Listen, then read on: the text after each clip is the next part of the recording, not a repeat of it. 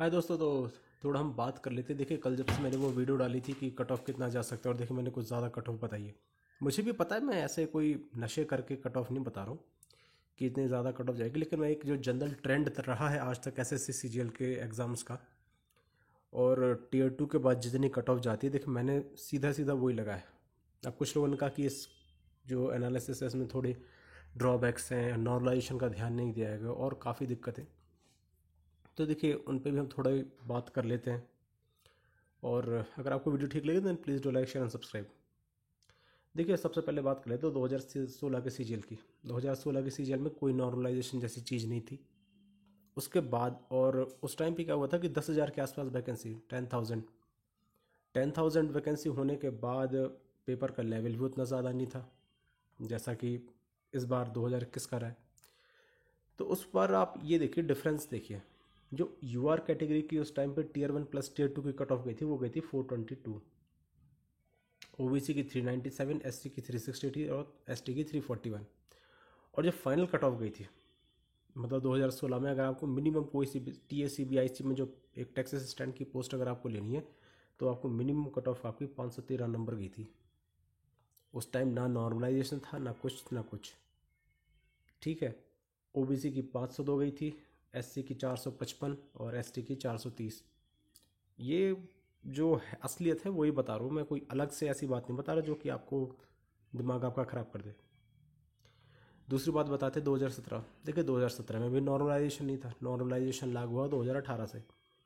2017 के cut off देख लीजिए। जो यूआर का कट ऑफ था 415, ओबीसी का 379, एससी का 338, एसटी का 311। जो फाइनल अगर आपको मिनिमम कोई भी एक पोस्ट चाहिए T A C B I सी में, अगर आपको टैक्स मतलब टैक्स असिस्टेंट देना है सीबीआईसी में, उसकी मिनिमम जो आपकी कट ऑफ गई थी, तो वो यूआर की गई थी 524। ठीक है। ओबीसी की 513, एससी की 465, एसटी की 440। अगर आप इनका डिफरेंस निकाल पाएँ और कैलकुलेट कर पाएँ तो आपको एक अच्छा अंदाज़ा लग जाएगा कि टीयर 2 के बाद जो फाइनल कट ऑफ जाती है तो उसमें कितना डिफरेंस होता है। ये डाटा हम देखिए, कई बार हम भावनाओं में बह जाते हैं, हम जो डाटा हमारे सामने देता हम उसको ध्यान नहीं देते, लेकिन जो बात हो रही है तो देख लेते हैं। अब बात कर लेते 2018 का। देखिए 2018 सीजन में नॉर्मलाइजेशन हुआ था, मैं बिल्कुल ये नहीं कहूँगा कि नॉर्मलाइजेशन नहीं हुआ था, लोगों के नंबर बड़े थे। लेकिन फिर भी अगर आप जो फाइनल रिजल्ट और टीयर 2 का जो डिफरेंस देखें, देखिए यूआर का 433 नंबर गया था कट ऑफ, 433। ओबीसी का 400। और जो फाइनल कट ऑफ मतलब 2018 में गई थी, वो गई थी 547.6 यूआर की और 527.5 ओबीसी की। इनमें से 40 और 20 नंबर कम कर लिए तो आपकी एससी एसटी की आई थी। अब आप यहाँ पर देख लीजिए डिफरेंस कितना है। अगर जिन लोगों को ये लग रहा है कि कुछ ज़्यादा कट ऑफ बता रखी है, और सबसे बड़ी बात यहाँ पे देखिए 2018 सीजीएल में 11,000 वैकेंसी थी। 11,000 वैकेंसी होने के बाद कट ऑफ ऐसे रहे थे। आप एक कंसिस्टेंट एक चीज़ देख सकते हैं कि जो डिफरेंस है वो हमेशा 90 से 100 मार्क्स का होता है जनरल कैटेगरी का टीयर 2 के बाद। और एस सी एस टी में ये 120 130 नंबर जो उनकी कट ऑफ आती है उससे ज़्यादा ही रहता है। तो अब आप समझ सकते हैं कि दिक्कत कहाँ पर है।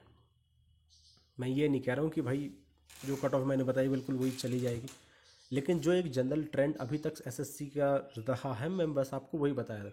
2019 का सीजीएल एक एक्सेप्शन था कि उसमें जो नॉर्मलाइजेशन था वो कुछ अलग ही हो गया था।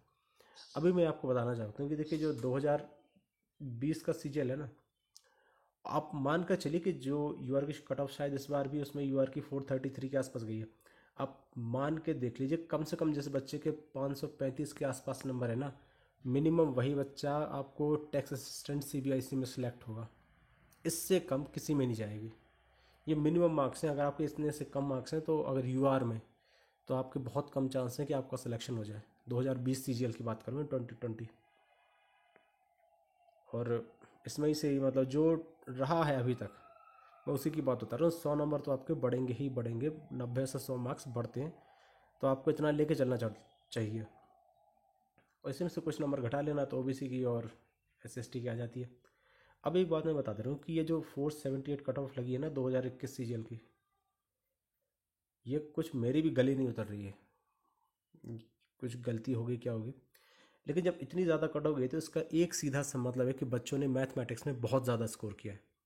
आप माने या ना माने, देखिए वो तो आपकी मर्ज़ी है, लेकिन जो मैथ में है, मैथ में बच्चों ने स्कोर बहुत ज़्यादा किया है। 180 प्लस बच्चे बहुत ज़्यादा है। अगर इतनी कट हो जा रही है, इसका मतलब ये है कि जिन बच्चों ने 180 प्लस मार्क्स लाए हैं सीजीएल में, वो बहुत ज़्यादा है। एक ही दिन का एग्ज़ाम है तो इसमें नॉर्मलाइजेशन का कोई चक्कर है नहीं। साथ साथ वैकेंसी भी ऐसे नहीं है कि 10-11 हज़ार है, आपकी 7,500-8 हज़ार के आसपास वैकेंसी है।